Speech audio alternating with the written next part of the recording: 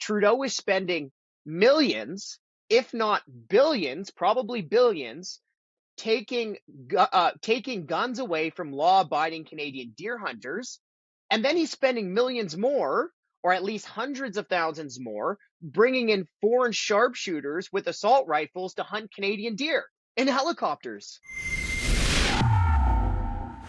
Adam Sos here for Rebel News.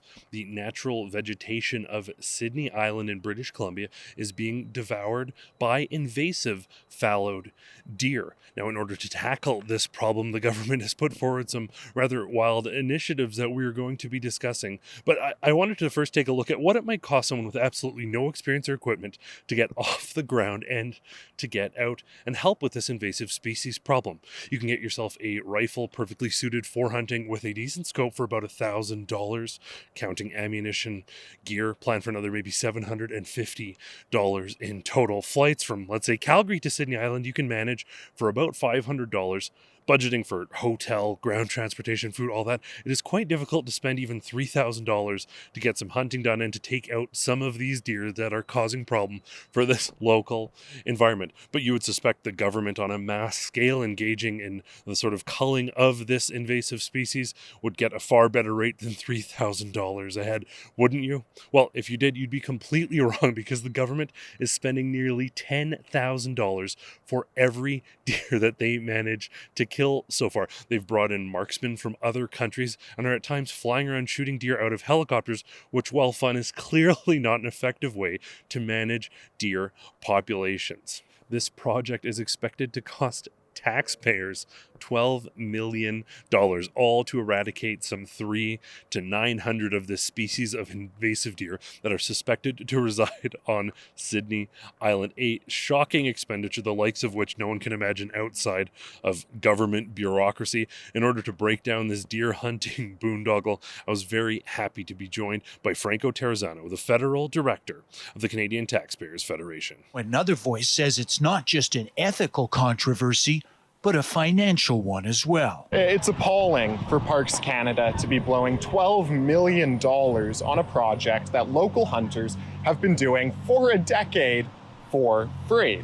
Franco, thanks so much for joining me. I really appreciate it. You know, when you sent this story along to us, my mind was kind of blown. The idea of bringing sort of foreigners in to be shooting deers out of helicopters, the massive cost of $10,000 a head. This sounds about as governmental as it gets, doesn't it?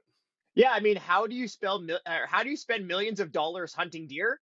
Just add government. You know what I mean? Like, so the government wanted to get rid of some deer. A little bit of backstory on Sidney Island, in BC, you actually had these locals who were already hunting deer. They already shot dozens of these deer, and of course, they did it at no cost to taxpayers. And then Parks Canada stepped in, and they said the 9 scariest words in the English language were from the government, and we're here to help. An estimated 700 roam the forests and meadows on the island. That number is actually down from its height in the past. Close to 2,000 lived on the island, but many were shot by private landowners and sold to local restaurants for their venison meat. The smaller the population gets, the more the effort's required to capture them. So now we need to be adaptive. We need to shift our strategy. It's not easy. It's not simply as easy as that anymore to open the gates. Parks Canada's new plan is to cull the herd even further and give the meat, antlers, and hides to local First Nations. And then the cost got out of control, man. So the first round of hunting, it cost taxpayers $800,000 because they brought in these foreign sharpshooters to hunt deer out of a helicopter. They shot 84 deer, so it cost taxpayers like $10,000 a deer. And we'll get into it in a second, but that's only the tip of the iceberg, man. The whole program is actually costing millions and millions more. They brought in these these marksmen from New Zealand and the United States to shoot 84 deer, but of the 84 deer that they shot, 18 were the wrong deer. 18 were the wrong deer. Meanwhile, you had these locals who shot 54 deer at no cost to taxpayers.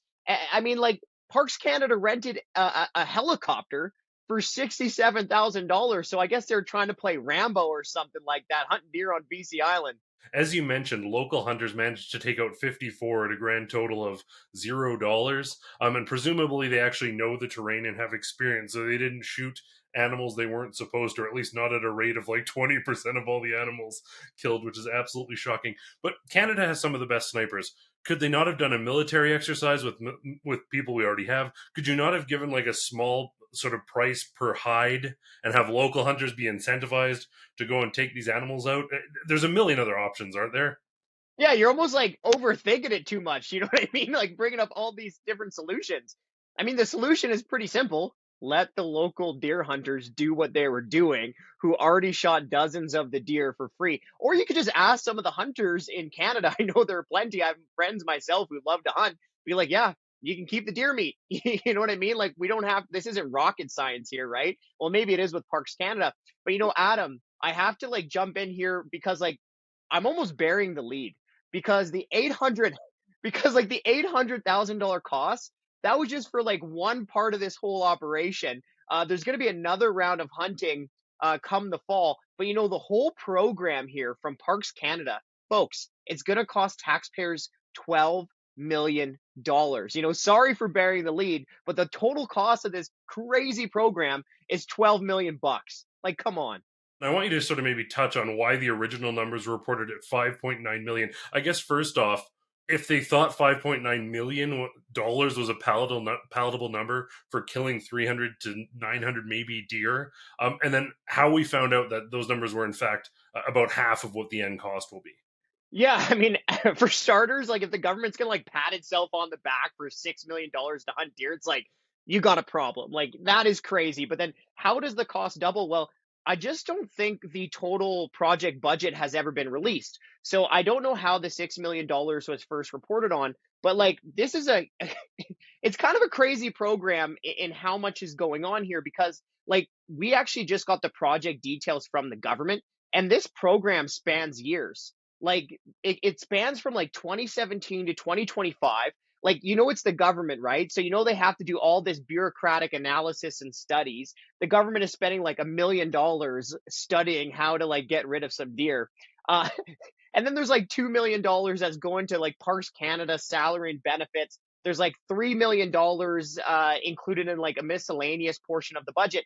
But how we actually found that it's 12 million, not 6 million, is because our investigative journalist, I got to give him a kudos, Ryan Thorpe, he dug up the actual detailed program budget from Parks Canada, and it shows that the cost isn't 6 million. The cost of this entire program over years is 12 million bucks. This report is brought to you by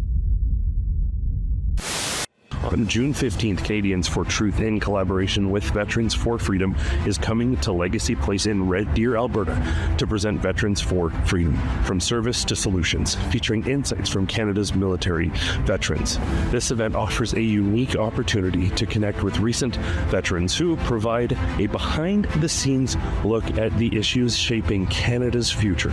This event will feature 6 dynamic presentations by esteemed Canadian veterans. Hear from a former intelligence officer with 30 years of national security experience and an Air Force squadron leader who has served with both the Canadian and British Armed Forces, and others with unique and compelling experience. Their first-hand insights provide a unique perspective on the challenges and opportunities ahead. Tickets to this event are $75, but for a limited time only, you can get 2 tickets for just $99 by using promo code V4F at checkout. Visit canadiansfortruth.ca/events to secure your seats. This full-day event features speeches, networking, food and refreshments, and a special evening presentation of Fire and Ice with NHL legend Theo Fleury and Canadian business leader Joseph Warko. Don't miss your chance to hear from inspiring veteran speakers, connect with like-minded individuals, and discover what you can do to make a difference. And make sure to take advantage of this special limited time offer to get 2 tickets for only $99. Bring your friends and family.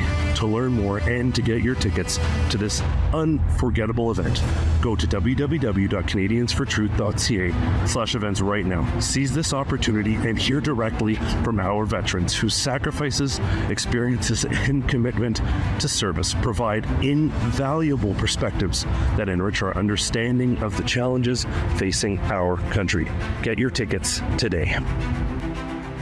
One of the things, I don't know if you want to weigh in on this, but that I saw that shocked me, $137,000 spent on firearms certification for international workers. It seems like this federal government is like doing everything in their power to make law-abiding citizens not have access to their firearms, but then they'll actually spend money to ensure that sort of semi-automatic restricted firearms can be used by foreign nationals on Canadian soil. No, I'd love to weigh in on this, and I'm glad you brought that up. Okay, so like for starters, remember like not too long ago when Prime Minister said something like, "You don't need an assault rifle to take down a deer." For many families, including many Indigenous people, firearms are part of traditions passed down through generations, and the vast majority of gun owners use them safely, responsibly, and in accordance with the law, whether it be for work, sport shooting, for collecting, or for hunting. But you don't need an AR-15 to bring down a deer. Apparently Parks Canada didn't get the message, right? Or like here's the real, I know this is kind of crazy, and I know people get really upset with these kind of waste stories, and people should, because people work so hard for their money, and now you have the government blowing it on crazy things like that. But even the bigger picture here, right? Let's remember the bigger picture. Trudeau is spending millions, if not billions, probably billions, taking guns away from law-abiding Canadian deer hunters, and then he's spending millions more, or at least hundreds of thousands more, bringing in foreign sharpshooters with assault rifles to hunt Canadian deer. Like, none of this makes any sense. In helicopters. So the next round of hunting is going to be in the fall, and so then we'll actually find the results of that round of hunting and see, you know, how many thousands of dollars that round of hunting is going to cost taxpayers per dog. So I think folks stay tuned, because I think the next round of details that we'll get will be sometime after the fall in the second phase of hunting. But you know, Adam, why I'm so happy that you asked me to come on your show and why we dug all this information up is because we're trying to shut down this program before the government wastes any more money, right? So we're actually hoping, you know, fingers crossed, that we won't get any more details, because we're hoping the public pressure, more people knowing about this, will push the government to end this very wasteful program. Certainly. And again, hopefully it is a two-pronged victory, because not only will the money be saved, but hopefully will affirm the important role of hunters in preserving natural wilderness here in Canada. Final question for you. I mean, you deal with government waste, government spending. Most of us can't conceive of, whether it's a small business owner or us in our own homes, these decisions are just so disjointed from the reality of Canadians. And they're so disjointed from even political spending and government spending from 30 years ago. We've completely lost the plot, jumped the shark. What are these departments doing? Are they trying to spend their budget so that it doesn't get drawn back? What is going on with these, just the worst possible decisions being made in so many government bureaus? Well, yeah, there's a little bit of that. So number one, you have to remember, I mean, they're not spending their own money. Right? If they're spending their own money, they wouldn't be wasting it like this, at least not as consistently, right? If you're spending someone else's money and then there's barely any accountability, like, you're going to spend like crazy. You're going to spend like how this federal government is doing. And especially when you have the political class, right, within this Liberal NDP coalition government, who just doesn't seem to care about deficits or reining in spending, it's pretty much a free-for-all within the bureaucracy. Would it worry you to go into deficit in this current climate to, as you say, put more people to work?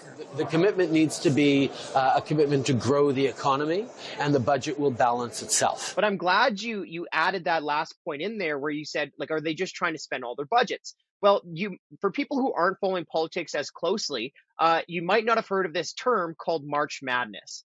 So it's the last month of the fiscal year, and that's when the bureaucracies essentially just look for things to spend money on, because there's this perverse incentive that if the bureaucrats don't spend all the money they have, they think they won't get their full budgets next year, because politicians will be like, well, I guess you didn't need the money.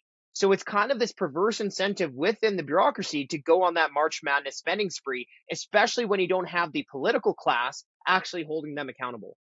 Well, thank you so much for the work you're doing, digging up stories like this. I know sometimes the nitty-gritty financial stuff isn't the most exciting stuff, but it is so critical because it very much shapes sort of the debt for generations to come. So thanks so much. Hopefully a story like this will draw some attention and more eyes will be turned towards the important work of your organization and towards holding governments accountable for their spending. That is Franco Terrazzano, the Federal Director of the Canadian Taxpayers Federation. Once again, thanks so much for your time. And for everyone at home, I want to thank you so much for tuning in. For Rebel News, I'm Adam Sos. While Justin Trudeau certainly is not one to eagerly admit it, Canadian hunters, law-abiding firearms owners are part of preserving Canada's natural wilderness. Despite this government continues to attack law-abiding gun owners and to undermine this massive part of Canada's heritage. If you stand with firearms owners and if you think that hunters should be respected, sign our petition at handsoffourguns.ca.